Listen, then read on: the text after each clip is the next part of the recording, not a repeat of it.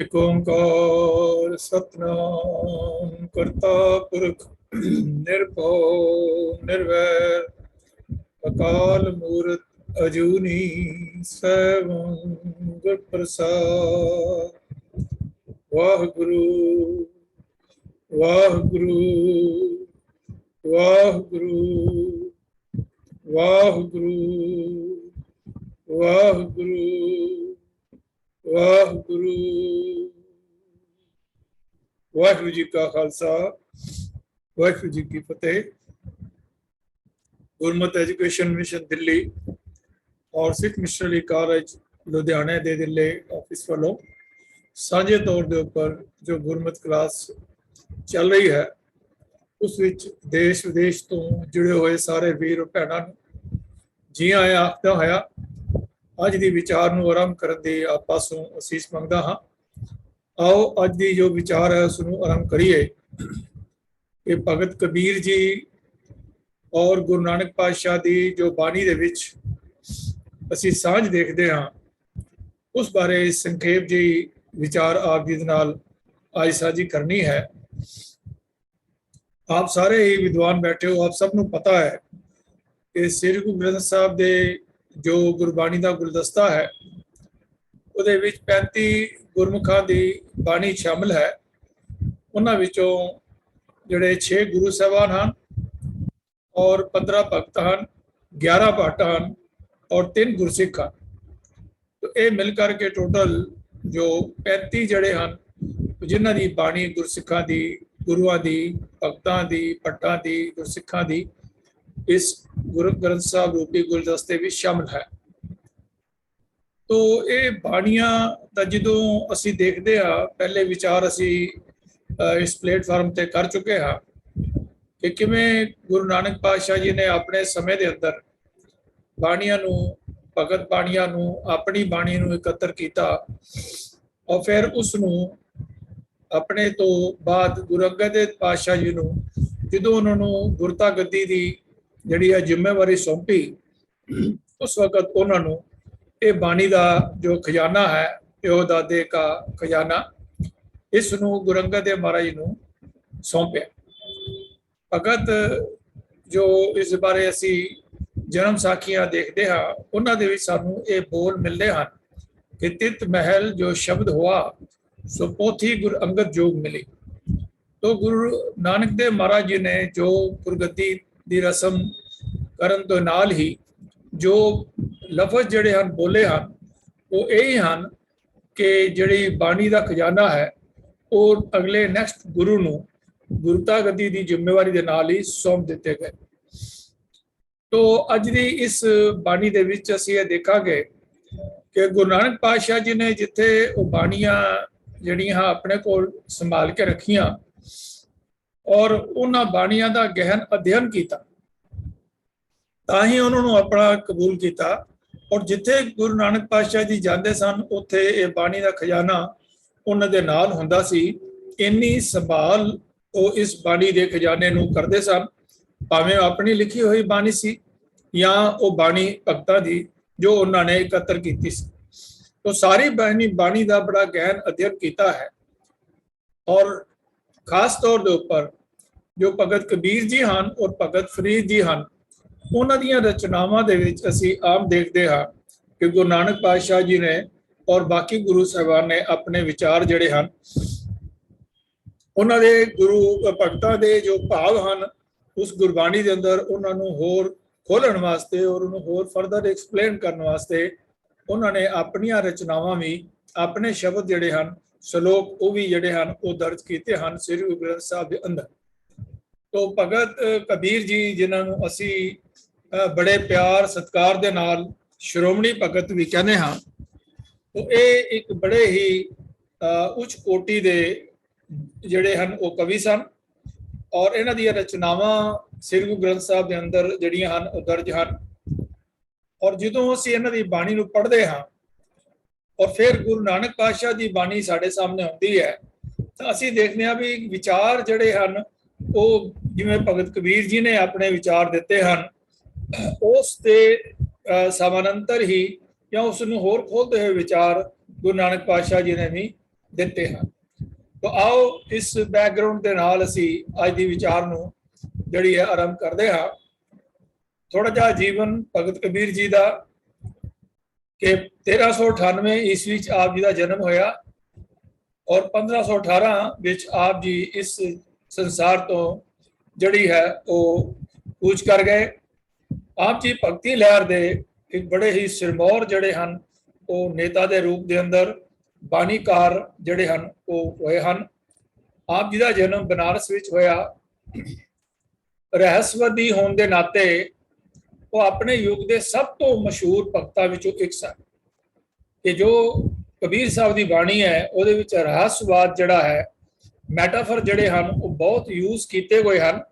ਔਰ ਅੱਜ ਆਮ ਆਦਮੀ ਵੀ ਅੱਜ ਕੱਲ੍ਹ ਦੇ ਸਮੇਂ ਅੰਦਰ ਉਹ ਭਗਤ ਬਾਣੀ ਨੂੰ ਜਦੋਂ ਗੁਰੂ ਭਗਤ ਕਬੀਰ ਸਾਹਿਬ ਦੀ ਬਾਣੀ ਨੂੰ ਜਦੋਂ ਉਹਨੂੰ ਸਟੱਡੀ ਕਰਦਾ ਹੈ, ਐਨਾਲਾਈਜ਼ ਕਰਦਾ ਹੈ, ਤਾਂ ਉਸ ਨੂੰ ਬੜਾ ਹੀ ਜਿਹੜੀ ਹੈ ਮਿਹਨਤ ਕਰਨੀ ਪੈਂਦੀ ਹੈ, ਮਸ਼ੱਕਤ ਕਰਨੀ ਪੈਂਦੀ ਹੈ ਉਹਨਾਂ ਦੇ ਭਾਵਾਂ ਨੂੰ ਸਮਝਣ ਵਾਸਤੇ। ਜਿਵੇਂ ਕਿ ਪ੍ਰੋਫੈਸਰ ਸਾਹਿਬ ਸਿੰਘ ਦੁਰਾ ਨੇ ਲਿਖਿਆ ਹੈ ਗੁਰੂ ਗ੍ਰੰਥ ਸਾਹਿਬ ਦਰਪਨ ਭਾਗ 5ਵਾਂ ਪੰਨਾ 756 ਦੇ ਉੱਤੇ ਕਿ ਗੁਰੂ ਨਾਨਕ ਪਾਤਸ਼ਾਹ ਜੀ ਨੇ ਭਗਤ ਕਬੀਰ ਜੀ ਦੇ ਕਥਨਾਂ ਨੂੰ ਇਕੱਠਾ ਕੀਤਾ, ਉਹਨਾਂ ਦੀ ਬਾਣੀ ਨੂੰ ਇਕੱਠਾ ਕੀਤਾ ਜਦੋਂ ਆਪਣੀ ਪਹਿਲੀ ਉਦਾਸੀ ਦੇ ਸਮੇਂ 1507 ਤੋਂ 1515 ਤੱਕ ਜੋ ਪਹਿਲੀ ਉਦਾਸੀ ਸੀ ਉਸ ਦੌਰਾਨ ਆਪ ਜੀ ਬਨਾਰਸ ਗਏ ਤੇ ਉੱਥੇ ਉਹਨਾਂ ਨੇ ਜਾ ਕਰਕੇ ਇਹ ਜੋ ਸੰਗ੍ਰਹਿ ਜੋ ਉਹਨਾਂ ਨੂੰ ਭਗਤ ਕਬੀਰ ਜੀ ਦੇ ਜਾਨਸ਼ੀਨ ਸਨ ਉਹਨਾਂ ਕੋਲ ਇਹ ਪਿਆ ਸੀਗਾ, ਤਾਂ ਉਸ ਨੂੰ ਲੈ ਕਰਕੇ ਗੁਰੂ ਨਾਨਕ ਪਾਤਸ਼ਾਹ ਜੀ ਨੇ ਆਪਣੇ ਕੋਲ ਸੁਰੱਖਿਅਤ ਕੀਤਾ। ਔਰ ਜਿਵੇਂ ਉੱਪਰ ਬਿਆਨ ਕੀਤਾ ਹੈ ਕਿ ਆਪ ਜੀ ਨੇ ਇਸ ਬਾਣੀ ਦੇ ਸੰਗ੍ਰਹਿ ਨੂੰ ਆਪਣੇ ਨੈਕਸਟ ਗੁਰੂ ਤੋਂ ਅੱਗੇ ਫਿਰ ਗੁਰੂ ਅੰਗਦ ਦੇਵ ਪਾਤਸ਼ਾਹ ਜੀ ਨੇ, ਗੁਰੂ ਅਮਰਦਾਸ ਜੀ, ਗੁਰੂ ਅਮਰਦਾਸ ਪਾਤਸ਼ਾਹ ਨੇ ਗੁਰੂ ਰਾਮਦਾਸ ਜੀ ਨੂੰ, ਔਰ ਗੁਰੂ ਰਾਮਦਾਸ ਪਾਤਸ਼ਾਹ ਜੀ ਨੇ ਗੁਰੂ ਅਰਜਨ ਦੇਵ ਜੀ ਦੇ ਹਵਾਲੇ ਕਰ ਦਿੱਤਾ। ਤੋ ਆਦਿ ਗ੍ਰੰਥ ਦੇ ਵਿੱਚ ਜੋ ਕਬੀਰ ਸਾਹਿਬ ਦੀਆਂ ਜੋ ਰਚਨਾਵਾਂ ਹਨ ਉਸ ਦੇ ਬਾਰੇ ਅਸੀਂ ਥੋੜੀ ਜੀ ਇੱਕ ਝਾਤ ਮਾਰ ਲਈ ਹੈ ਕਿ ਭਗਤ ਕਬੀਰ ਸਾਹਿਬ ਦੇ ਜੋ ਸ਼ਬਦ ਹਨ ਉਹ ਹਨ 224 ਔਰ ਜੋ ਸ਼ਲੋਕ ਹਨ ਕਬੀਰ ਸਾਹਿਬ ਜੀ ਦੇ ਉਹ 243 ਹਨ। ਔਰ ਇਸ ਦੇ ਇਲਾਵਾ ਭਗਤ ਕਬੀਰ ਜੀ ਦੀਆਂ 3 ਹੋਰ ਬੜੀਆਂ ਹੀ ਗੁਰੂ ਗ੍ਰੰਥ ਸਾਹਿਬ ਦੇ ਅੰਦਰ ਇੰਪੋਰਟੈਂਟ ਜਿਹੜੀਆਂ ਬਾਣੀਆਂ ਹਨ ਉਹ ਇੱਕ ਹੈ 52 ਅੱਖਰੀ ਜੋ ਸ੍ਰੀ ਗੁਰੂ ਗ੍ਰੰਥ ਸਾਹਿਬ ਦੇ ਪਾਵਨ ਅੰਗ 340 ਦੇ ਉੱਪਰ ਸੁਭਾਇਮਾਨ ਹੈ, ਔਰ 15 ਥਿੱਤੀ ਜੋ ਗੁਰੂ ਗ੍ਰੰਥ ਸਾਹਿਬ ਦੇ ਅੰਗ 343 ਦੇ ਉੱਪਰ ਹੈ, ਔਰ ਫਿਰ ਇਸ ਤੋਂ ਅਗਲੇ ਅੰਕ ਦੇ ਉੱਪਰ 7 ਵਾਰ ਹੈ।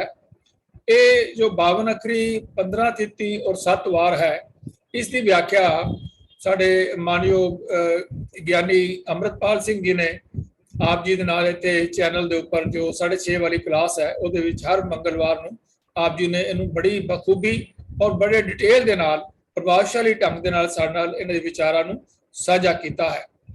ਤੋ ਇਸ ਤੋਂ ਜਿਹੜੀ ਹੈ ਇਹ ਬਾਣੀ ਜੋ ਕਬੀਰ ਸਾਹਿਬ ਦੀ ਜੋ ਸ਼ਲੋਕਾਂ ਵਿਚਕਾਰ ਜਿਹੜੇ ਹਨ ਉਹ ਕੁਝ ਸ਼ਲੋਕ ਜਿਹੜੇ ਹਨ ਉਹ ਕੁਝ ਦੂਸਰੇ ਵਿਅਕਤੀਆਂ ਦੇ ਵੀ ਗੁਰੂ ਵਿਅਕਤੀਆਂ ਨੇ ਵੀ ਦਰਜ ਕੀਤੇ ਹਨ।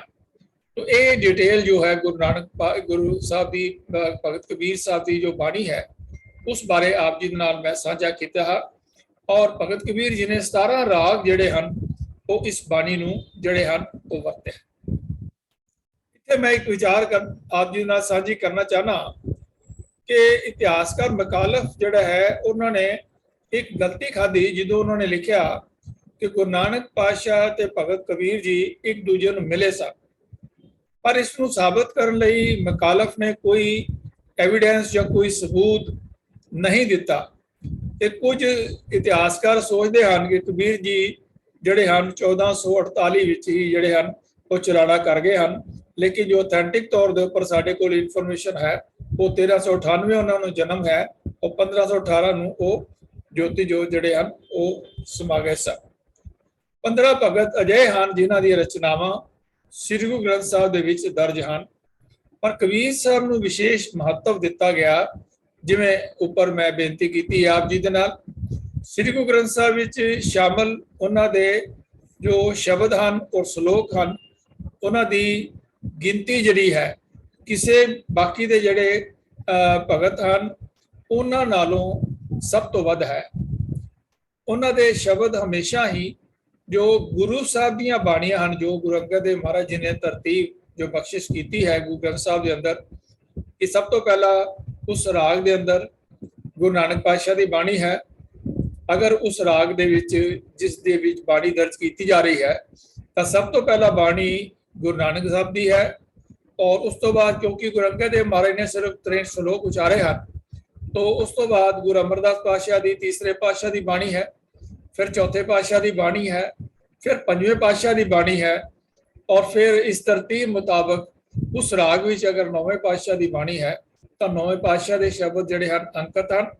और उस तो बाद सब तो पहला जो भगत बाणी आरंभ होंदी है तो भगत कबीर जी की जिहड़े हैं शब्द उन्हां तो जिहड़ी है वो बाणी उन्हां दी आरंभ होंदी है, इसलिए उन्होंने श्रोमणी भगत कबीर जी भी कहा जाता है।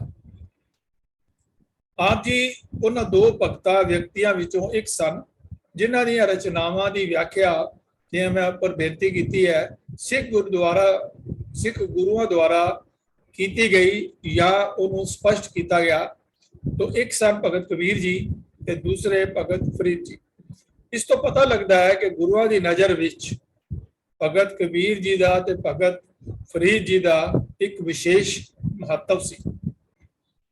ये इस तथ्य के कारण हो सकता है कि भगत कबीर अते सिख गुरुआं दीआं रचनावां विच विचारां अते प्रगटावे दी कमाल दी समानता है।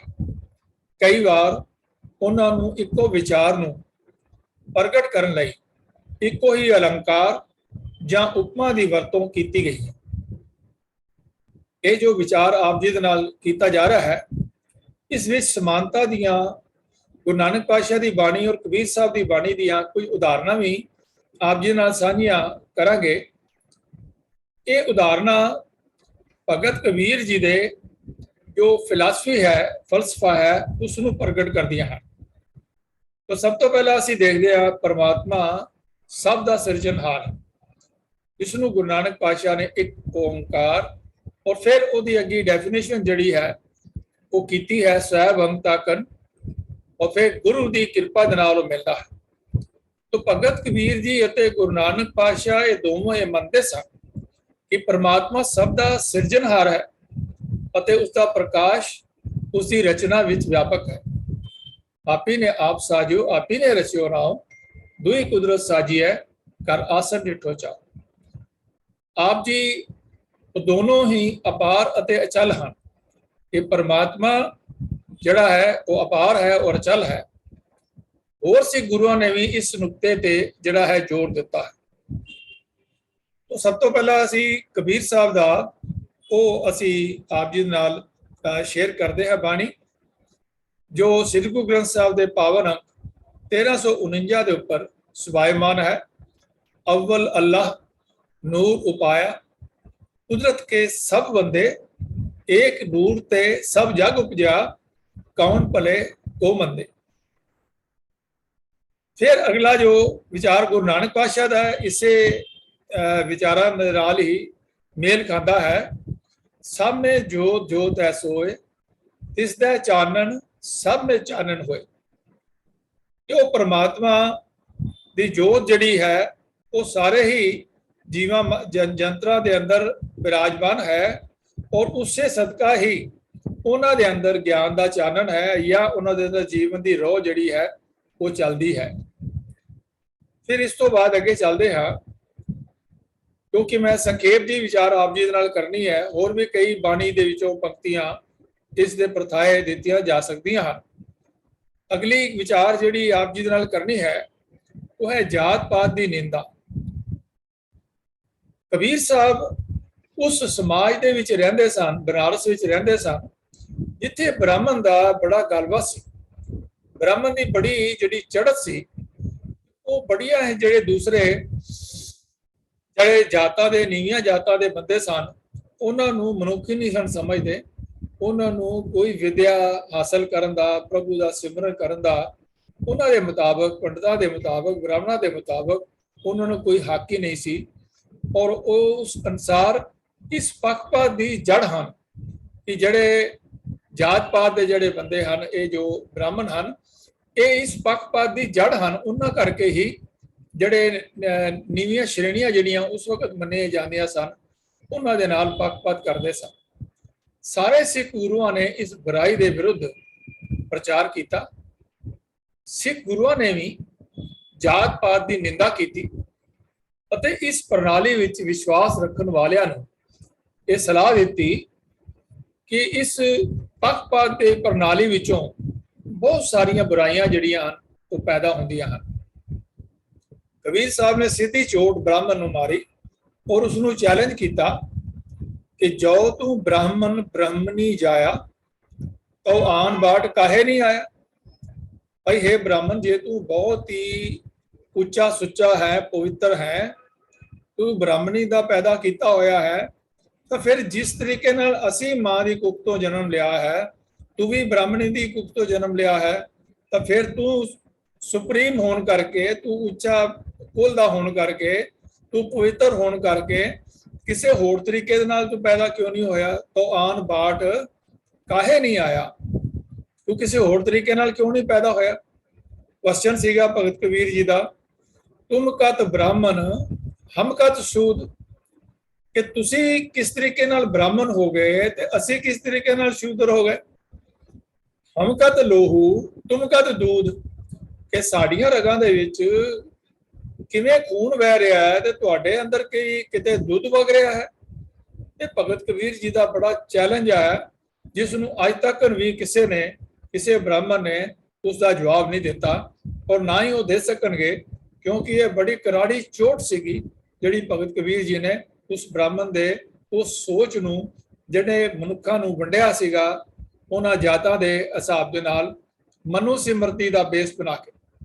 ਭਗਤ ਕਬੀਰ ਜੀ ਦੇ ਅਮੋਲਕ ਬੋਲ ਜਿਹੜੇ ਹਨ ਸ੍ਰੀ ਗੁਰੂ ਗ੍ਰੰਥ ਸਾਹਿਬ ਮਹਾਰਾਜ ਦੇ ਪਾਵਨ 326 ਦੇ ਉੱਪਰ ਜਿਹੜੇ ਹਨ ਉਹ ਬਿਰਾਜਮਾਨ ਹਨ। ਇਹਨੂੰ ਅੰਗਰੇਜ਼ੀ ਵਿੱਚ ਵੀ ਲਿਖਿਆ ਹੈ, ਇਫ ਯੂ ਆਰ ਇੰਡੀਡ ਅ ਬ੍ਰਾਹਮਣ born of a Brahmin mother, then why didn't you come by some other way? Question mark. How is it that you are a Brahmin and I am of a low social status? Question mark. How is it that I am formed of blood and you are made of milk? Question mark. तो ये जो challenging question है गुरु ग्रंथ साहब ਦੇ ਵਿੱਚ ਕਈ important ਇਹੋ ਜਿਹੇ ਕੁਐਸਚਨ ਹਨ, ਉਹਨਾਂ ਵਿੱਚੋਂ ਇਹ ਇੱਕ ਕੁਐਸਚਨ ਹੈ ਜਿਹੜਾ ਕਿ ਜਾਤ ਪ੍ਰਥਾ ਦੇ ਉੱਪਰ ਬਹੁਤ ਜ਼ਬਰਦਸਤ ਚੋਟ ਹੈ। ਅਗਲੀ ਗੱਲ ਇਸੇ ਬਾਰੇ ਹੀ ਗੁਰੂ ਅਮਰਦਾਸ ਪਾਤਸ਼ਾਹ ਜੀ ਨੇ ਜਦੋਂ ਉਹਨਾਂ ਦੇ ਕੋਲੇ ਬਾਣੀ ਪਹੁੰਚੀ ਤਾਂ ਉਹਨਾਂ ਨੇ ਇਸ ਦਾ ਜਵਾਬ ਜਿਹੜਾ ਲਿਖਿਆ ਉਸੇ ਤਰੀਕੇ ਜਾਤ ਦੇ ਉੱਪਰ ਚੋਟ ਕੀਤੀ।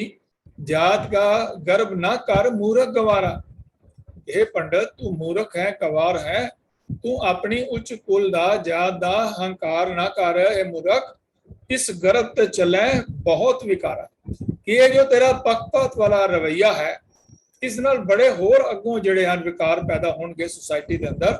ਇਹ ਗੁਰੂ ਅਮਰਦਾਸ ਮਹਾਰਾਜ ਦੇ ਪਾਵਨ ਬੋਲ ਹਨ ਸ੍ਰੀ ਗੁਰੂ ਗ੍ਰੰਥ ਸਾਹਿਬ ਦੇ ਅੰਕ 1127 ਦੇ ਉੱਪਰ ਸੁਭਾਇਮਾਨ ਹਨ। Do not be proud of your social class and status, you ignorant fool. So much sin and corruption comes from this pride. ਇਹ ਜਿਹੜੀ ਤੇਰੀ ਝੂਠੀ ਜਿਹੜੀ ਹੈ, ਇਹ ਜਿਹੜੀ ਤੂੰ ਆਪਣੇ ਆਪ ਨੂੰ ਬੜਾ ਉੱਚ ਕੁਲ ਦਾ ਮੰਨ ਰਿਹਾ ਹੈ, ਹੰਕਾਰ ਕਰ ਰਿਹਾ ਹੈ, ਇਹਦੇ ਤੋਂ ਹੋਰ ਬਹੁਤ ਜਿਹੜੇ ਹਨ ਭੈੜੇ ਜਿਹੜੇ ਹਨ ਉਹ ਵਿਕਾਰ ਪੈਦਾ ਹੋਣਗੇ। ਹੁਣ ਅਗਲੀ ਗੱਲ ਕਰਦੇ ਹਾਂ, ਪਰਮਾਤਮਾ ਅਤੇ ਮਨੁੱਖੀ ਆਤਮਾ ਵਿਚਕਾਰ ਸੰਬੰਧ ਕੀ ਹੈ। ਭਗਤ ਕਬੀਰ ਅਤੇ ਸਿੱਖ ਗੁਰੂਆਂ ਨੇ ਅਕਸਰ ਮਨੁੱਖੀ ਆਤਮਾ ਅਤੇ ਪ੍ਰਭੂ ਲਈ ਕਰਮਵਾਰ ਦੁਲਹਨ ਤੇ ਲਾੜੀ ਦੀ ਉਪਮਾ ਵਰਤੀ ਹੈ। ਗੁਰੂ ਨਾਨਕ ਪਾਤਸ਼ਾਹ ਨੇ ਵੀ ਆਪਣੀ ਬਾਣੀ ਦੇ ਅੰਦਰ ਇਹੀ ਗੱਲ ਕਹੀ ਹੈ ਕਿ ਅਸੀਂ ਉਸ ਪਰਮਾਤਮਾ ਦੀਆਂ ਜਿਹੜੀਆਂ ਇਸਤਰੀਆਂ ਹਾਂ ਤੇ ਤੂੰ ਸੱਚਾ ਸਾਡਾ ਕਸਮ ਹੈ। ਤੋ ਉਸ ਨੂੰ ਜਿਵੇਂ ਲਾੜੀ ਦੇ ਨਾਲ ਲਾੜੇ ਦਾ ਪਿਆਰ ਹੁੰਦਾ ਹੈ, ਉਹ ਲਾੜੀ ਆਪਣੀ ਪੂਰੀ ਵਾਹ ਲਾਉਂਦੀ ਹੈ ਕਿ ਆਪਣੇ ਲਾੜੇ ਨੂੰ ਖੁਸ਼ ਕਰਨ ਵਾਸਤੇ, ਆਪਣੇ ਪ੍ਰਭੂ ਨੂੰ ਖੁਸ਼ ਕਰਨ ਵਾਸਤੇ, ਉਹ ਉਸੇ ਤਰ੍ਹਾਂ ਹੀ ਉਹਨਾਂ ਦੇ ਮਿਲਾਪ ਨੂੰ ਉਸਦੇ ਲਾੜੇ ਨਾਲ ਲਾੜੀ ਦਾ ਵਿਆਹਿਆ ਹੋਇਆ ਦੱਸਿਆ ਗਿਆ ਹੈ। ਇਸ ਨੂੰ ਭਗਤ ਕਬੀਰ ਜੀ ਨੇ ਆਪਣੀ ਬਾਣੀ ਦੇ ਵਿੱਚ ਬੜੇ ਖੂਬਸੂਰਤ ਅੰਦਾਜ਼ ਦੇ ਵਿੱਚ ਦੱਸਿਆ ਹੈ। ਗਾਓ ਗਾਓ ਦੀ ਦੁਲਹਿਨੀ ਮੰਗਲ ਚਾਰਾ, मेरे गृह आए राजा राम पधारा कि हे दुल्हनी, हे जीव रूप स्त्री, तू खुशी दे गीत गा, तू खुशी दे गीत गा के खुश हो। क्यों? क्योंकि तेरे हृदय रूपी घर दे अंदर परमात्मा रूपी राजा राम जड़ा है वो पतार पति जड़ा है वो तेरे अंदर आ गया है, तेरे मन दे विच वस गया है। सो ये अमोलक बोल भगत कबीर जी दे श्री गुरु ग्रंथ साहब दे पावन अंक 482 ਦੇ ਉੱਪਰ ਸੁਭਾਇਮਾਨ ਹਨ। Sing, sing, O wedded mates, the marriage songs of the Lord. The Lord, my King, has come to my house as my husband. गाओ गाओ री दुल्हनी मंगल चारा।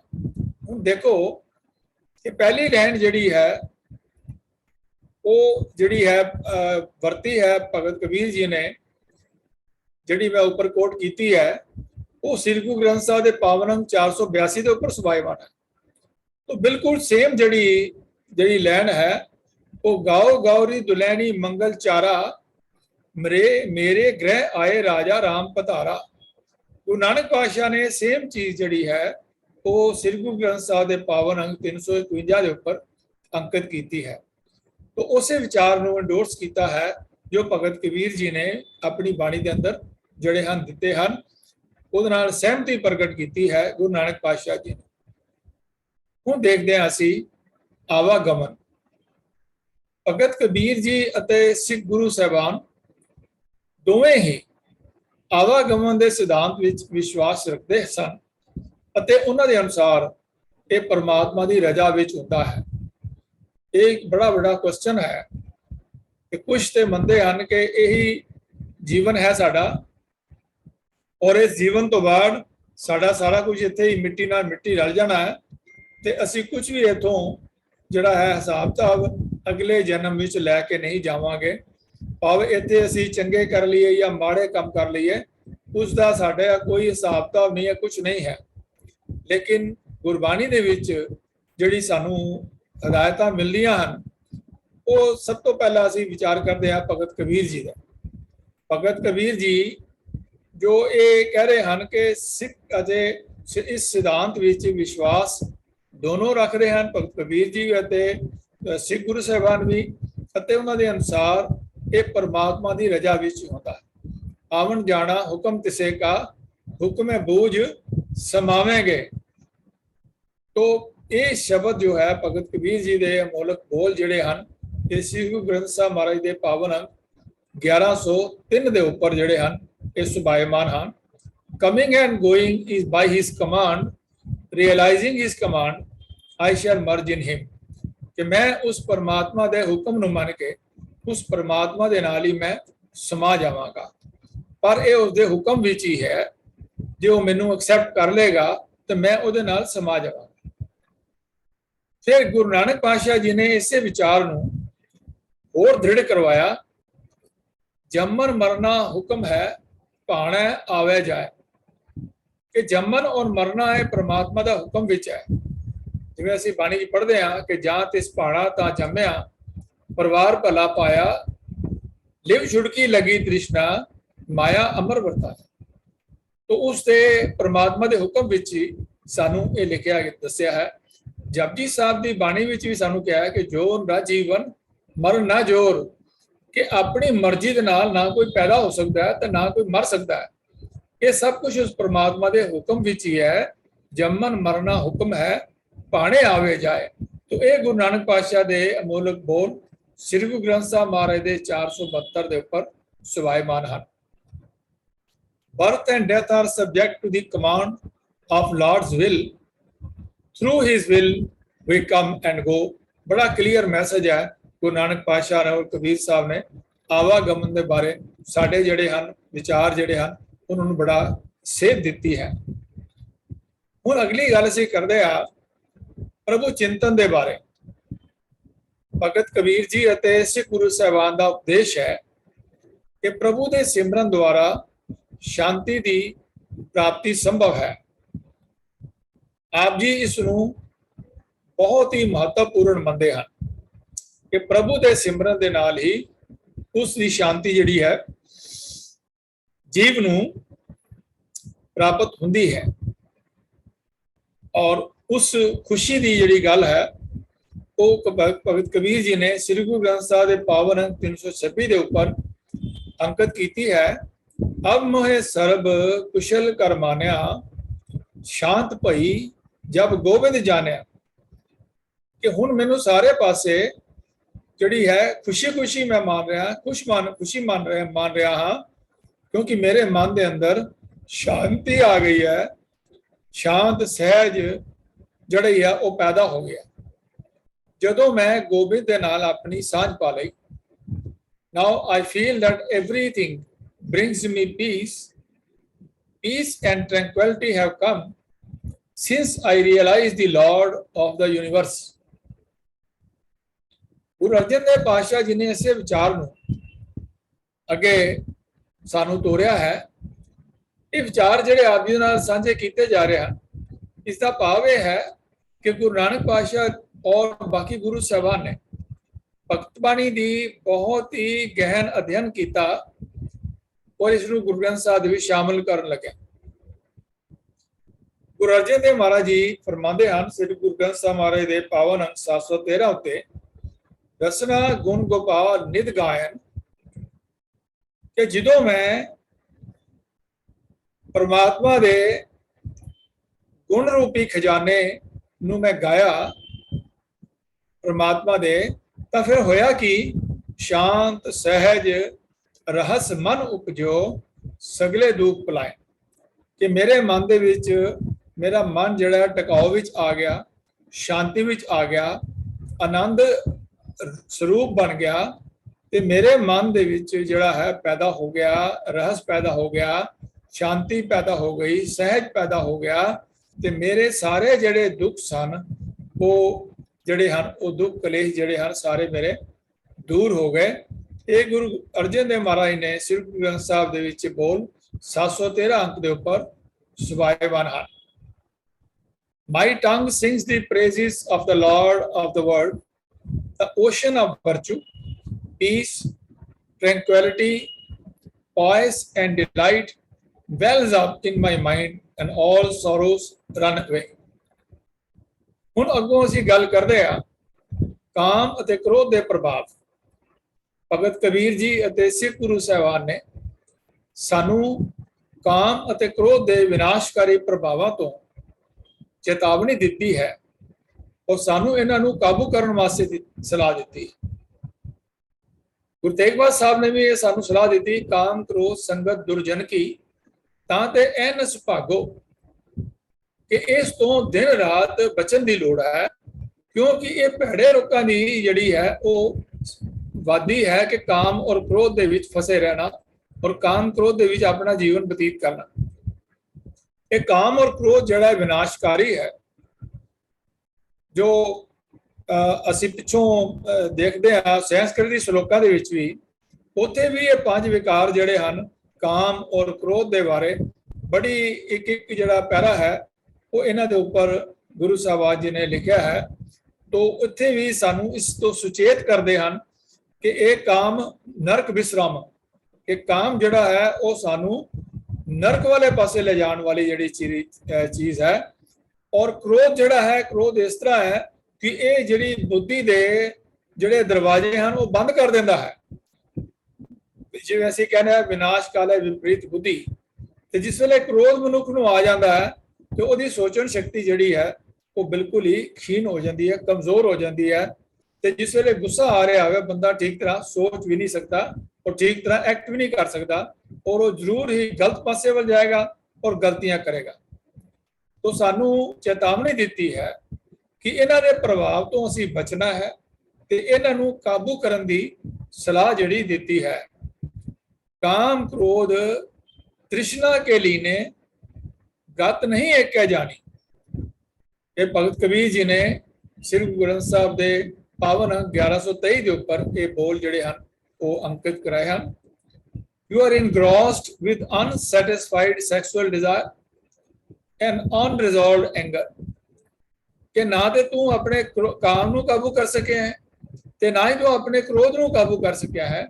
You don't know the state of one Lord, कि तू परमात्मा दी नाल अपने आ सांझ नहीं पा सकिया ਤੂੰ ਪਰਮਾਤਮਾ ਦੇ ਬਾਰੇ ਆਪਣੇ ਆਪ ਮਨ ਦੇ ਵਿੱਚ ਕੋਈ ਵੀ ਜਿਹੜੀ ਹੈ ਸ਼ਰਧਾ ਪੈਦਾ ਨਹੀਂ ਕੀਤੀ ਹੈ, ਜਿਸ ਕਰਕੇ ਨਾ ਤੇਰਾ ਕ੍ਰੋਧ ਕਾਬੂ ਵਿੱਚ ਆਇਆ ਤੇ ਨਾ ਤੇਰਾ ਕਾਮ ਜਿਹੜਾ ਹੈ ਉਹ ਕਾਬੂ ਵਿੱਚ ਆਇਆ।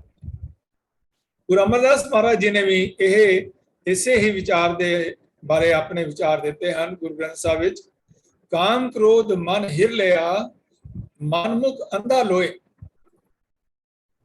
ਕਿ ਕਾਮ ਔਰ ਕ੍ਰੋਧ ਜਿਹੜਾ ਹੈ ਉਹ ਉਸਨੇ ਇਸ ਮਨੁੱਖ ਨੂੰ ਜਿਹੜਾ ਹੈ ਉਹ ਜਿੱਤ ਲਿਆ ਹੈ, ਉਹਨੂੰ ਕਾਬੂ ਕਰ ਲਿਆ ਹੈ, ਔਰ ਮਨਮੁਖ ਜਿਹੜਾ ਹੈ ਉਹ ਅੰਨਾ ਹੋਇਆ ਪਿਆ ਇਸ ਸੰਸਾਰ ਦੇ ਅੰਦਰ। The self-will is blind in the world and his mind is lured away by sexual desire and anger.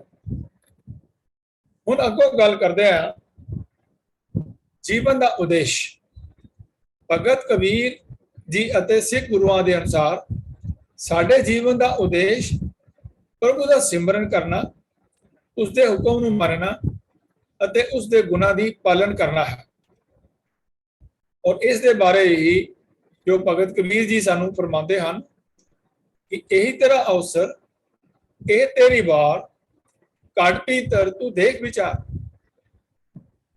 ਇਹ ਪਾਵਨ ਬੋਲ ਭਗਤ ਕਬੀਰ ਜੀ ਦੇ ਸ੍ਰੀ ਗੁਰੂ ਗ੍ਰੰਥ ਸਾਹਿਬ ਮਹਾਰਾਜ ਦੇ ਪਾਵਨ ਅੰਕ 1159 ਦੇ ਉੱਪਰ ਸੁਭਾਇਮਾਨ ਹਨ, ਜਿਹਦੇ ਵਿੱਚ ਭਗਤ ਜੀ ਸਾਨੂੰ ਸੇਧ ਦੇ ਰਹੇ ਹਨ ਕਿ ਮਨੁੱਖਾ ਜਨਮ ਜਿਹੜਾ ਹੈ ਉਹ ਬੜੀ ਮੁਸ਼ਕਲ ਨਾਲ ਮਿਲਦਾ ਹੈ, ਔਰ ਇਹ ਇੱਕ ਐਸਾ ਮੌਕਾ ਹੈ ਕਿ ਜਿਸ ਦੇ ਵਿੱਚ ਤੂੰ ਪਰਮਾਤਮਾ ਦਾ ਸਿਮਰਨ ਕਰਕੇ ਤੂੰ ਆਪਣੇ ਆਪ ਨੂੰ ਜੀਵਨ ਮੁਕਤ ਕਰ ਸਕਦਾ। ਇਸ ਵਾਸਤੇ ਤੂੰ ਇਹਨੂੰ ਆਪਣੇ ਮਨ ਦੇ ਵਿੱਚ ਸੋਚ। ਗੁਰੂ ਅਰਜਨ ਦੇਵ ਮਹਾਰਾਜ ਜੀ ਨੇ ਵੀ ਇਸ ਗੱਲ ਦੇ ਬਾਰੇ ਸਾਨੂੰ ਜਿਹੜਾ ਸੁਚੇਤ ਕੀਤਾ ਹੈ, ਗੋਬਿੰਦ ਮਿਲਨ ਕੀ ਇਹ ਤੇਰੀ ਬਰੀਆ। ਔਰ ਮਹਾਰਾਜ ਨੇ ਵੀ ਕਿਹਾ ਹੈਗਾ ਭਈ ਪ੍ਰਾਪਤ ਮਾਨੁਖ ਦੇ ਹੁਰੀਆ, ਗੋਬਿੰਦ ਮਿਲਨ ਕੀ ਇਹ ਤੇਰੀ ਬਰੀਆ। ਅਵਰ ਕਾਜ ਤੇਰਾ ਕਿਤੇ ਨਾ ਕਾਮ, ਮਿਲ ਸਾਧ ਸੰਗਤ ਭਜ ਕੇਵਲ ਨਾਮ। This life is your chance and this is your time. Look deep into your own heart and reflect on this. The life is your chance to meet the Lord of the universe. ਇਹ ਗੁਰੂ ਅਰਜਨ ਦੇਵ ਮਹਾਰਾਜ ਜੀ ਨੇ ਸ੍ਰੀ ਗੁਰੂ ਗ੍ਰੰਥ ਸਾਹਿਬ ਮਹਾਰਾਜ ਦੇ ਪਾਵਨ ਅੰਕ 12 ਦੇ ਉੱਪਰ ਜਿਹੜਾ ਹੈ ਅੰਕਿਤ ਕੀਤਾ ਹੈ, ਜਿਹਨੂੰ ਅਸੀਂ ਰਹਿਰਾਸ ਦੀ ਬਾਣੀ ਸ਼ਾਮ ਨੂੰ ਜਦੋਂ ਪੜ੍ਹਦੇ ਹਾਂ ਉਸ ਦੇ ਵਿੱਚ ਇਹ ਅਸੀਂ ਰੋਜ਼ਾਨਾ ਹੀ ਇਹਨਾਂ ਸ਼ਬਦਾਂ ਦੇ ਜਿਹੜੇ ਹਾਂ ਦਰਸ਼ਨ ਕਰਦੇ ਹਾਂ। ਹੁਣ ਅਗਲੀ ਗੱਲ ਕਰਦੇ ਹਾਂ ਮੂਰਤੀ ਪੂਜਾ ਦੀ, ਆਈਡਲ ਵਰਸ਼ਿਪ। ਕਬੀਰ ਸਾਹਿਬ ਔਰ ਗੁਰੂ ਨਾਨਕ ਪਾਤਸ਼ਾਹ ਨੇ ਬੜੀ ਜ਼ਬਰਦਸਤ ਆਵਾਜ਼ ਜਿਹੜੀ ਹੈ ਉਹ ਮੂਰਤੀ ਪੂਜਾ ਦੇ ਖਿਲਾਫ ਜਿਹੜੀ ਹੈ ਉਹ ਉਠਾਈ ਹੈ ਕਿ ਇਹ ਇੱਕ ਅੰਧ ਵਿਸ਼ਵਾਸ ਹੈ। ਮੂਰਤੀਆਂ ਦੇ ਅੱਗੇ ਮੱਥੇ ਟੇਕਣੇ, ਮੂਰਤੀਆਂ ਦੇ ਅੱਗੇ ਭੋਜਨ ਰੱਖਣੇ ਔਰ ਮੂਰਤੀਆਂ ਕੋਲੋਂ ਜਿਹੜੇ ਹਾਂ ਅਸੀਂ ਆਪਣੇ ਕੁਝ ਮੰਗਾਂ ਮੰਗਵਾਉਣੀਆਂ। ਉਹਨਾਂ ਬੜਾ ਢੰਗ ਨਾਲ ਕਿਹਾ, ਲੋਕਾਂ ਨੂੰ ਸਾਨੂੰ ਸਮਝਾਇਆ ਕਿ ਇਹ ਜਿਹੜੀ ਮੂਰਤੀ ਹੈ ਇਹ ਕਿਸੇ ਨੇ ਆਪ ਬਣਾਈ ਹੋਈ ਹੈ ਤੇ ਇਹ ਮੂਰਤੀ ਨੂੰ ਅਗਰ ਤੁਸੀਂ ਪਾਣੀ ਵਿੱਚ ਪਾ ਦਿਓ ਤੇ ਉਹ ਡੁੱਬ ਜਾਂਦੀ ਹੈ। ਤੇ ਅਸੀਂ ਇਸੇ ਤਰੀਕੇ ਨਾਲ ਮਾਇਆ ਦਾ ਜਿਹੜਾ ਸਮੁੰਦਰ ਹੈ ਇਹਦੇ ਵਿੱਚ ਅਸੀਂ ਡੁੱਬ ਰਹੇ ਹਾਂ। ਔਰ ਜਦੋਂ ਅਸੀਂ ਮੂਰਤੀਆਂ ਦੇ ਉੱਪਰ ਵਿਸ਼ਵਾਸ ਕਰਦੇ ਹਾਂ ਤੇ ਅਸੀਂ ਮਾਇਆ ਦੇ ਢਹਿ ਚੜ ਕੇ ਮਾਇਆ ਦਾ ਜਿਹੜਾ ਸਮੁੰਦਰ ਹੈ, ਵਿਸ਼ੇ ਵਿਕਾਰਾਂ ਦਾ ਸਮੁੰਦਰ ਹੈ, ਉਹਦੇ ਵਿੱਚ ਅਸੀਂ ਡੁੱਬ ਜਾਂਦੇ ਹਾਂ।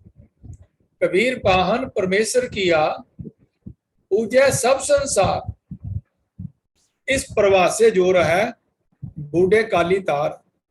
और कबीर जी ने श्री गुरु ग्रंथ साहब महाराज दे जो पावन अंक है 1371 ਦੇ ਉੱਪਰ ਇਹ ਬੋਲ ਜਿਹੜੇ ਹਨ ਉਹ ਦਰਜ ਹਨ। Kabir someone sets up a stone idol and the whole world worships it as the Lord. They who hold to this belief will be drowned in the river of darkness. ਇਸੇ ਇਹਨਾਂ ਵਿਚਾਰਾਂ ਨੂੰ ਹੀ ਸ੍ਰੀ ਗੁਰੂ ਨਾਨਕ ਦੇਵ ਮਹਾਰਾਜ ਜੀ ਨੇ ਪਾਵਨ ਅੰਕ 556 ਦੇ ਉੱਪਰ ਸ੍ਰੀ ਗੁਰੂ ਗ੍ਰੰਥ ਸਾਹਿਬ ਦੇ ਵਿੱਚ ਸਾਨੂੰ ਦਰਸਾਇਆ ਹੈ। ਪਾਥਰ ਲੈ ਪੂਜੈ ਮੁਗਧ ਗਵਾਰ, ਉਹ ਜੋ ਆਪ ਡੁੱਬੇ ਤੁਮ ਕਹਾਂ ਤਰਨਹਾਰ। ਭਾਈ ਪੱਥਰ ਲੈ ਕਰਕੇ ਤੁਸੀਂ ਮੂਰਤੀ ਬਣਾ ਲਈ ਤੇ ਮੂਰਤੀ ਦੇ ਅੱਗੇ ਤੁਸੀਂ उसनूं पूजना शुरू कर दिता, मूर्ख और गवार बन के। महान परमेश्वर किया पूजे सब संसार, इस प्रवासे जो रहे बूढ़े काली तार। कबीर साहब ने ऊपर फरमाया है, और यही विचार गुरु नानक पातशाह ने क्या है, the ignorant fools pick up stones and worship them, but when those stones themselves sing, how will carry you across। ਅੱਗੇ ਵੀ ਹੋਰ ਭਗਤ ਕਬੀਰ ਜੀ ਨੇ ਵੀ ਮੂਰਤੀ ਪੂਜਾ ਦੇ ਬਹੁਤ ਖਿਲਾਫ ਜਿਹੜੀ ਹਨ ਆਪਣੇ ਵਿਚਾਰ ਦੱਸੇ ਹਨ। ਜਿਹੜਾ ਸ਼ਬਦ ਮਹਾਰਾਜ ਦਾ ਭਗਤ ਕਬੀਰ ਜੀ ਦਾ ਹੈ, ਪਾਤੀ ਤੋਰੇ ਮਾਰਨੀ ਪਾਤੀ ਪਾਤੀ ਜਿਉ, ਜਿਸ ਪਾਹਨ ਕੋ ਪਾਤੀ ਤੋਰੇ ਸੋ ਪਾਹਨ ਨਿਰਜੀਓ। ਕਿ ਜਿਸ ਵਾਸਤੇ ਤੁਸੀਂ ਫੁੱਲ ਔਰ ਪੱਤੀਆਂ ਨੂੰ ਤੋੜ ਕੇ, ਫਲਾਂ ਨੂੰ ਤੋੜ ਕੇ ਤੁਸੀਂ ਮੂਰਤੀਆਂ ਦੇ ਅਰਪਣ ਕਰਦੇ ਹੋ, ਉਹ ਮੂਰਤੀਆਂ ਤਾਂ ਬਿਲਕੁਲ ਨਿਰਜੀਵ ਹਨ। ਨਿਰਜੀਓ ਪੂਜੇ, ਨਿਰਜੀਓ ਸਰਜੀਓ ਕਾਟੇ ਨਿਰਜੀਓ ਪੂਜੇ। ਕਿ ਜਿਹੜੇ ਲਾਈਵ ਜਿਹੜੇ ਹਨ, ਉਹ ਪੱਤੇ ਹਨ, ਪੰਖੜੀਆਂ ਹਨ, ਤਨੇ ਹਨ, ਇਹਨਾਂ ਨੂੰ ਬੂਟਿਆਂ ਨੂੰ ਤੁਸੀਂ ਮਾਰ ਦਿੰਦੇ ਹੋ, ਕੱਢ ਦਿੰਦੇ ਹੋ, ਤੇ ਉਹ ਮੂਰਤੀਆਂ ਜਿਹੜੀਆਂ ਪੱਥਰ ਦੀਆਂ ਹਨ ਉਹ ਨਿਰਜੀਵ ਹਨ, ਉਹਨਾਂ ਨੂੰ ਤੁਸੀਂ ਪੂਜਦੇ ਹੋ। ਤੇ ਅੰਤਕਾਲ ਕੋ ਭਾਰੀ, ਕਿ ਅੰਤਕਾਲ ਤੁਹਾਨੂੰ ਜਿਹੜਾ ਹੈ ਇਸ ਦਾ ਖਮਿਆਜਾ ਭੁਗਤਣਾ ਪਏਗਾ, ਕਿ ਜੀਵਨ ਤੁਹਾਡਾ ਵਿਅਰਥ ਜਾਏਗਾ। Kabir, someone sets up a stone idol and the whole world worships it as the Lord. They who hold to this belief will be drowned in the river of darkness। Guru Nanak पातशाह जी ने भी एक गल समझाई, पाथर ले पूजे मुगध गवार, वो जो आप डुबे तुम कहाँ तरनहार। ਭਾਵ ਪੱਥਰ ਜਿਹੜਾ ਹੈ ਭਾਵੇਂ ਛੋਟਾ ਹੋਵੇ ਤੇ ਭਾਵੇਂ ਵੱਡਾ ਹੋਵੇ, ਉਹਨੂੰ ਜਦੋਂ ਹੀ ਅਸੀਂ ਪਾਣੀ ਦੇ ਵਿੱਚ ਪਾਉਂਦੇ ਹਾਂ ਔਰ ਉਹ ਪਾਣੀ ਦੇ ਵਿੱਚ ਸਿੰਕ ਕਰ ਜਾਂਦਾ ਹੈ, ਉਹ ਡੁੱਬ ਜਾਂਦਾ ਹੈ। ਤੋ ਗੁਰੂ ਨਾਨਕ ਪਾਤਸ਼ਾਹ ਨੇ ਸਮਝਾਇਆ ਸਾਨੂੰ ਕਿ ਉਹ ਪੱਥਰ ਜਿਹੜਾ ਆਪ ਹੀ ਡੁੱਬ ਜਾਂਦਾ ਹੈ, ਉਹ ਸਾਨੂੰ ਕਿਵੇਂ ਤਾਰ ਸਕਦਾ ਹੈ। ਭਾਵ ਉਸ ਪੱਥਰ ਦੀ ਬਣੀ ਹੋਈ ਮੂਰਤੀ ਜਿਹੜੀ ਹੈ ਉਹ ਸਾਨੂੰ ਕਿਵੇਂ ਤਾਰ ਸਕਦੀ ਹੈ, ਭਾਵ ਸਾਨੂੰ ਨਹੀਂ ਤਾਰ ਸਕਦੀ। ਤੋ ਇਹ ਬੜਾ ਜ਼ਬਰਦਸਤ ਜਿਹੜਾ ਹੈ ਉਹ ਮੈਸੇਜ ਜਿਹੜਾ ਹੈ ਭਗਤ ਕਬੀਰ ਜੀ ਨੇ ਔਰ ਗੁਰੂ ਸਾਹਿਬਾਨ ਨੇ ਸਾਡੇ ਸਾਹਮਣੇ ਜਿਹੜਾ ਹੈ ਉਹ ਰੱਖਿਆ ਹੈ। ਤੋ ਅਗਲੀ ਗੱਲ ਅਸੀਂ ਦੇਖਦੇ ਹਾਂ ਸਵਰਗ ਅਤੇ ਨਰਕ ਦੀ। ਭਗਤ ਕਬੀਰ ਜੀ ਅਤੇ ਸਿੱਖ ਗੁਰੂ ਸਾਹਿਬਾਨ ਇਸ ਗੱਲ ਨਾਲ ਸਹਿਮਤ ਹਨ ਕਿ ਇੱਕ ਸੱਚੇ ਸਾਧਕ ਦੀ ਸਵਰਗ ਨੂੰ ਪ੍ਰਾਪਤ ਕਰਨ ਦੀ ਕੋਈ ਇੱਛਾ ਨਹੀਂ ਹੁੰਦੀ ਅਤੇ ਨਾ ਹੀ ਉਹ ਨਰਕ ਦੀ ਪਰਵਾਹ ਕਰਦਾ ਹੈ, ਉਹ ਸਿਰਫ ਪਰਮਾਤਮਾ ਦਾ ਚਿੰਤਨ ਕਰਦਾ ਰਹਿੰਦਾ। कबीर साहब ने इस प्रति जो बोल उचारे, बाणी उचारी, वो श्री गुरु ग्रंथ साहब महाराज दे पावन अंक 1370 के उपर सुभायमान है। आओ दर्शन करते हैं। कबीर, सुरग नरक ते मैं रहे हो, सतगुरु के प्रसाद, चरण कमल की मौज में रहूं अंत और आद। भाव कबीर साहब कहते हैं कि मेरा हुण स्वर्ग और नरक दे विच कोई इंटरस्ट नहीं रहा। स्वर्ग बास न बांसी है, डरो न नरक निवास। होना है जो होए है, मने ना कीजिए रोस। कि मैं जो होना है हो जाएगा, मैनू ओदे वास्ते कोई भी रोस नहीं है। मैनू ओदे बारे कोई उस पासे स्वर्ग और नरक, स्वर्ग वास्ते मेरी कोई इच्छा नहीं है, ते डर नरक तो मैं कोई डरदा नहीं। क्यों कि सतगुरु ने मैनू ये समझा दिता है, मैनू बख्शिश कर दी है, और मैनू चरण कमल की मौज, मैनू अपने चरण नाल जोड़ लिया है। और इस तरह ही मैं रहूं अंत और आद, चरण कमल की मौज में रहूं अंत और आद। 1370 अंक के उपर भगत कबीर साहब के बोल, महान बोल जड़े हैं वो अंकित हैं, जड़े स्वर्ग और नरक की फिलासफी नूं बड़ा ही सुचे ढंग दे नाल सानू समझाते हैं। सारा संसार, सारा हिंदू समाज, सारा मुसलमान समाज ते नरक और स्वर्ग बहिश्त दे विच और उस दे विच चक्रां विच पिया है कि वो बहिश्त विच लैणगे ते वो दूजे नरकां दे विच जाणगे। तो उन्हां दे विच ही उन्हां दी सारी पूजा दा जिहड़ा है आधार है कि सानू स्वर्ग पैदा प्राप्त हो जाए, सानू बहिश्त पैदा हो जाए, सानू हुरां मिलन। इत्थे जो जो सनातनी विचारधारा है वो है कि उत्थे जिहड़ियां हन अपछड़ावां वसदियां हन और उत्थे शराब दियां नदियां जिहड़ियां वगदियां हन और बड़े सुख आराम हैं। मैं एक गल पुछदा हाँ कि जिस वेले ये शरीर इत्थे ही साडे सामने मिट्टी नाल मिट्टी हो गया, ਨਾ ਸਾਡਾ ਮੂੰਹ ਰਿਹਾ, ਨਾ ਅੱਖਾਂ ਰਹੀਆਂ, ਨਾ ਕੰਨ ਰਹੇ, ਨਾ ਜੇਵਾ ਰਹੀ, ਨਾ ਦੰਦ ਰਹੇ, ਨਾ ਕੋਈ ਹੋਰ ਚੀਜ਼ ਰਹੀ, ਤਾਂ ਅਸੀਂ ਕਿਵੇਂ ਉਸ ਦਾ ਜਿਹੜਾ ਆਨੰਦ ਮਾਣ ਸਕਦੇ ਹਾਂ ਕਿ ਜਿਸ ਵੇਲੇ ਇਹ ਸਾਡਾ ਸਰੀਰ ਹੀ ਨਹੀਂ ਰਿਹਾ।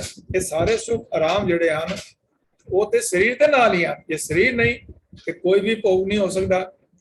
तो भगत कबीर साहब ने एक गल सानू समझाई है। Kabir says, I have been spared from heaven and hell by the grace of true Guru. From beginning to end, I abide in the joy of the Lord's lotus feet. Guru Arjan Dev महाराज जी ने इस प्रति अपने विचार जिहड़े हन वो सानू बख्शिश कीते हन। श्री गुरु ग्रंथ साहिब दे पावन 251 दे उपर ये सुभाईमान हन। धन नहीं बाछा है, सुर्ग ना अच्छा है, अत प्रिय प्रीत साध रज रचा है। भाव कि ना मैनू धन की इच्छा है ते ना मैनू स्वर्ग विच वसन की जिहड़ी है वो मेरे अंदर कोई चाह है।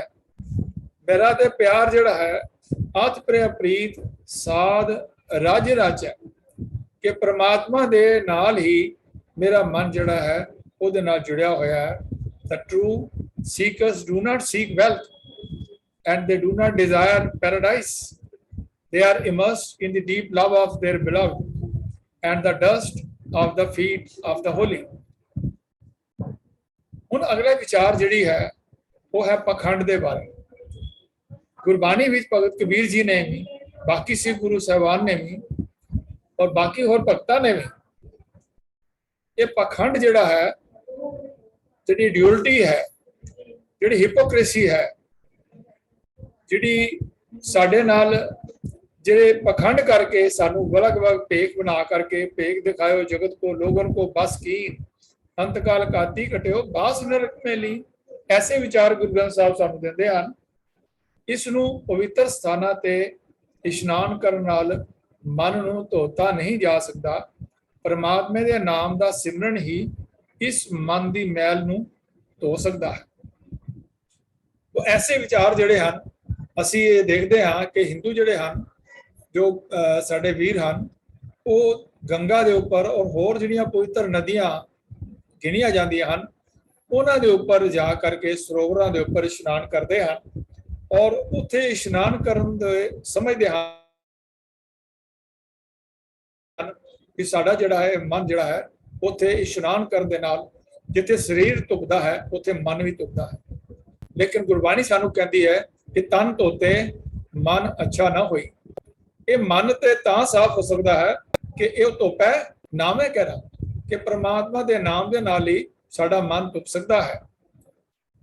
गुरु साहब सानू बख्शिश करते हैं कि भरिया गुरु नानक पातशाह ने बख्शिश की, भरिया हथ पैर तन दे कि साडे हथ जड़े हैं पैर और तन दे जड़ी है वो अगर मलीन हो जाती है, मिट्टी दे नाल मलीन हो जाती है, भरिए हाथ पैर तन दे पानी धोते उतरस के। सिंपल पानी दे नाल अगर असीं उन्हां हत्थां नूं साफ कर लैणे आ ते साडे हत्थ साफ हो जाते हैं।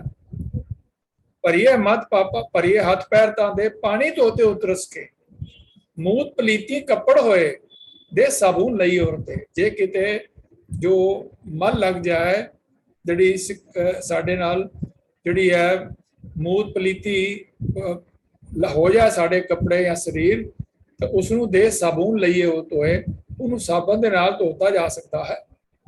लेकिन अगली गल महाराज ने बड़ी इंपॉर्टेंट कही है, मन जिहड़ा है अगर वो मलीन हो जाता है, पानी मूत पलीती कपड़ होए दे साबुन लईए तो भरिए मत पापा के संग।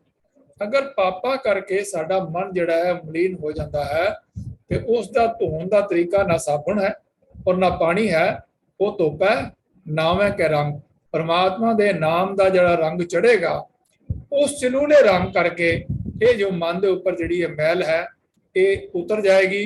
और महाराज बाणी भी सानू ये भी समझाते हैं कि मन ते धोखा तां लहे जां सिफत करी अरदास, कि मन ते जड़ी मैल धोखे की मैल चढ़ी हुई है ये तां उतर सकती है जे असी परमात्मा की सिफत सलाह करांगे, नाम सिमरन करांगे ते नाल अरदास करांगे। बिना अरदास तो कुछ भी सानू प्राप्त नहीं हो सकता है। परमात्मा के नाम का सिमरन ही साडे इस मन की मैल नूं धो सकता है। ਸੋ ਇਹ ਬੜੇ ਸਪਸ਼ਟ ਵਿਚਾਰ ਜਿਹੜੇ ਹਨ ਉਹ ਸਾਡੇ ਸਾਹਮਣੇ ਹਨ। ਔਰ ਇਸੇ ਨੂੰ ਹੀ ਵਿਚਾਰਾਂ ਨੂੰ ਭਗਤ ਕਬੀਰ ਜੀ ਨੇ ਸ੍ਰੀ ਗੁਰੂ ਗ੍ਰੰਥ ਸਾਹਿਬ ਦੇ ਪਾਵਨ ਅੰਗ 1349 ਦੇ ਉੱਪਰ ਸਾਨੂੰ ਬਖਸ਼ਿਸ਼ ਕੀਤਾ ਹੈ ਕਿ ਅਗਰ ਸਾਡੇ ਮਨ ਦੇ ਅੰਦਰ ਕਪਟ ਹੈ, ਅਗਰ ਮਨ ਸਾਡਾ ਮੈਲਾ ਹੈ, ਤਾਂ ਅਸੀਂ ਭਾਵੇਂ ਗੰਗਾ ਦੇ ਇਸ਼ਨਾਨ ਕਰਨ ਚਲੇ ਜਾਈਏ ਤੇ ਭਾਵੇਂ ਅਸੀਂ ਕਾਬੇ ਦੇ ਉੱਪਰ ਹਜ ਕਰਨ ਚਲਾ ਜਾਈਏ, ਤੇ ਸਾਡਾ ਉੱਥੇ ਕੁਝ ਨਹੀਂ ਹੋ ਸਕਦਾ।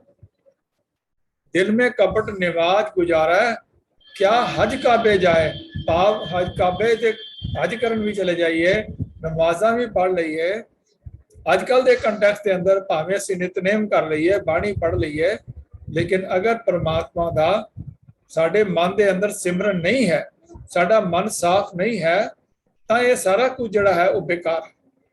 If someone has deception in his heart, what good is it for him to utter prayers, and what good is it for him to go on pilgrimage to Mecca and other religious places? Guru Arjan Dev Maharaj ji ne ਇਸੇ ਗੱਲ ਨੂੰ ਸਪਸ਼ਟ ਕਰਕੇ ਸਾਨੂੰ ਸਮਝਾਇਆ ਹੈ, ਕਰਮ ਧਰਮ ਪਾਖੰਡ ਜੋ ਦਿਸੈ ਤਿਨ ਜਮ ਜਗਾਤੀ ਲੂਟੈ, ਨਿਰਵਾਣ ਕੀਰਤਨ ਗਾਵੋ ਕਰਤੇ ਕਾ ਨਿਮਕ ਸਿਮਰਤ ਜਿਤ ਛੂਟੈ।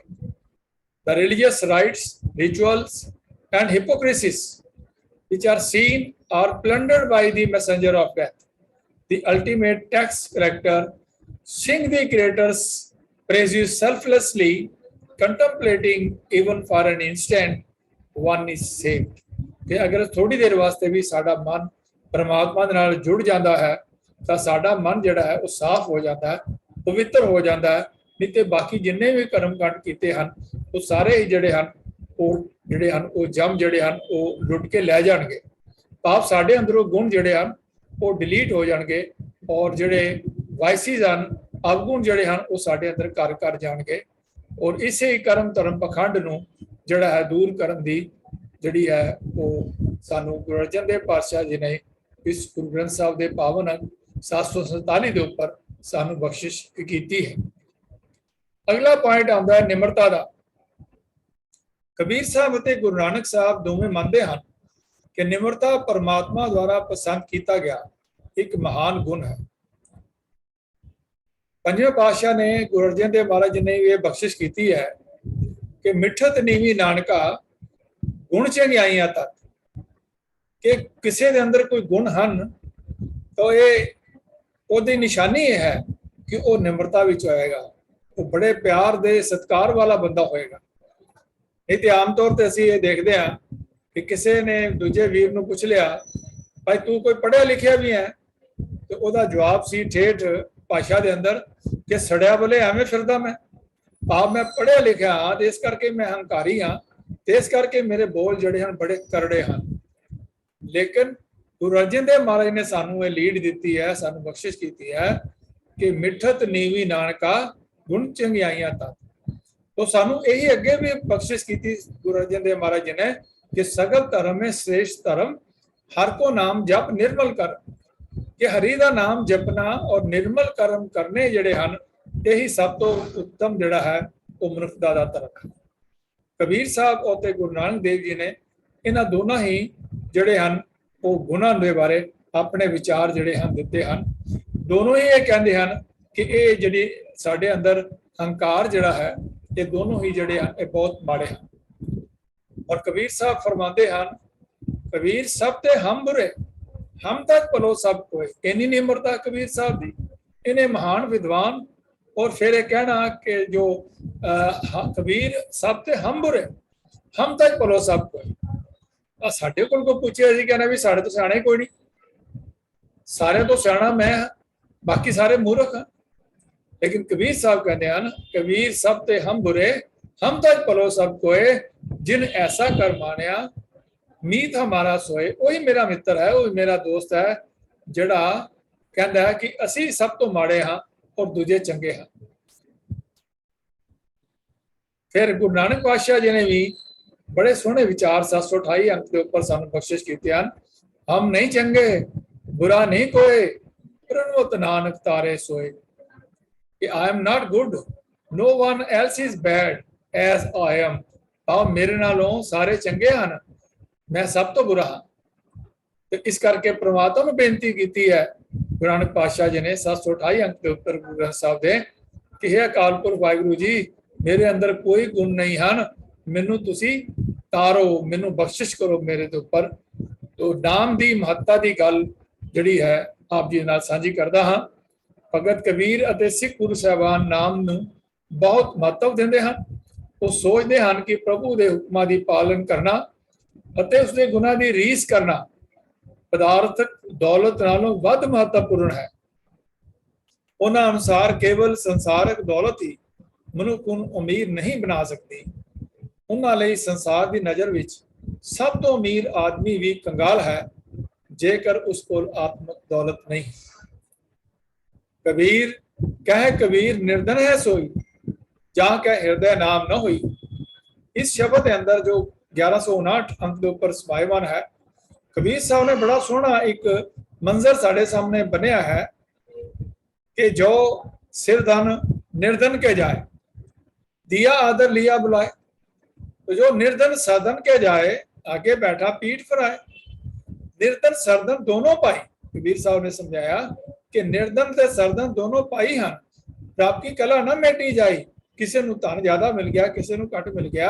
कहे कबीर निर्धन है सोई, जां कह हृदय नाम ना होई, कि जिसके हृदय अंदर नाम नहीं है।